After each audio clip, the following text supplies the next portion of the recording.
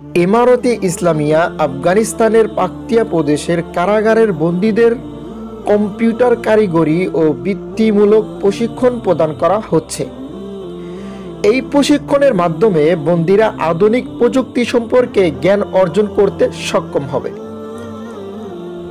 যা তাদের ভবিষ্যতে আত্মনির্ভরশীলতা এবং সমাজে পুনঃপ্রবেশ করা সহায়ক হবে। গত 13 জানুয়ারি এক প্রতিবেদনে এই তথ্য জানিয়েছে আফগান গণমাধ্যম হুররিয়াত রেডিও। প্রতিবেদনে জানানো হয়েছে, কারাগারে কম্পিউটার কারিগরি ও বৃত্তিমূলক প্রশিক্ষণের মাধ্যমে বন্দীরা নতুন জীবন শুরু করতে পারবে। এমন প্রশিক্ষণ তাদের আত্মবিশ্বাস বৃদ্ধি করবে। বন্দীদের জন্য এই প্রশিক্ষণ কার্যক্রমের লক্ষ্য হল তাদের জীবন উন্নত করা এবং অপরাধমূলক কর্মকাণ্ড থেকে দূরে রাখার জন্য একটি কার্যকারী পদক্ষেপ গ্রহণ করা।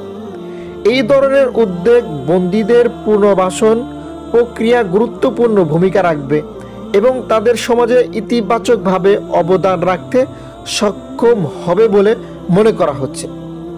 অপরদিকে বাংলাদেশের কারাগারের যে অবস্থা, সেখানে সামান্য বই পর্যন্ত পাওয়া যায় না।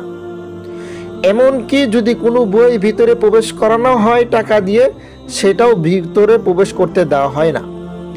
অপরদিকে দেখা যাচ্ছে আফগানরা মাত্র 2021 সালে ক্ষমতা দখল করার পর থেকে একের পর এক চমক দেখিয়ে যাচ্ছে সারা পৃথিবীকে।